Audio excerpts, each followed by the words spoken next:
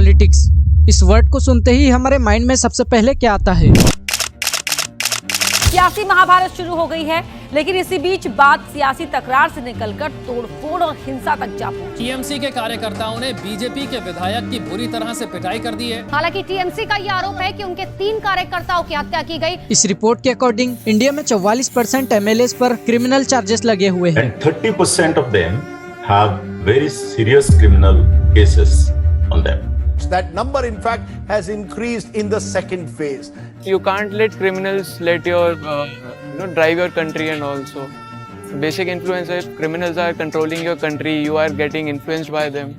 So it's a problem. करोड़ों लोग unemployed है। आज हिंदुस्तान में 45 साल से सबसे ज्यादा बेरोजगारी है। युवाओं के रोजगार पर कोई बात नहीं करने के लिए तैयार। स्टूडेंट का पहला मुद्दा होता है रोजगार, क्योंकि पढ़ाई किया है, इतना डिग्री लिए है, ग्रेजुएशन कर चुके हैं और अभी तक रोजगार नहीं मिला। प्रधानमंत्री ने कहा था हर साल 2 करोड़ युवाओं को रोजगार दूंगा।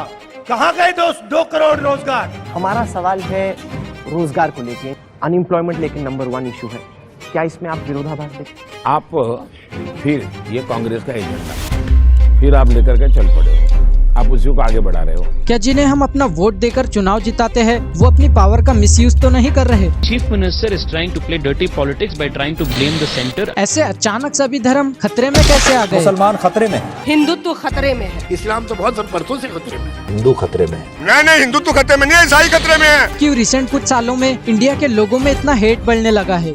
मैं एक ही चीज चाहता हूँ कि मुसलमान एक भारत में सियासी कुव्वत बन जाए। भारतीय जनता पार्टी कभी भी अब इस राज्य में मुस्लिम रिजर्वेशन को वापिस नहीं आने देगी। ये हमारा कर्नाटक की जनता को वादा है। जो पहले शांति से रहा करते थे वो आज एक दूसरे को मारने पर उतर आए हैं। 5 साल के बच्चे के लिए दवा लेने निकले पिता पुत्र को दंगइयों ने इतनी बुरी तरह से मारा कि पिता की मौत हो गई। क्या इंडिया किसी गलत हाथों में तो नहीं? अब सबके सामने प्रधानमंत्री जी की BA की और MA की दोनों डिग्रियां सार्वजनिक करना चाहता हूं। मेरी कोई पढ़ाई वढ़ाई नहीं हुई दोस्तों, आपको शायद आश्चर्य होगा जान करके, तो मेरी शिक्षा ही नहीं हुई। शायद हाँ। ये जो पहल है ये उन सारे युवाओं को याद दिलाएगी कि कौन थे ये नेशनल लीडर्स।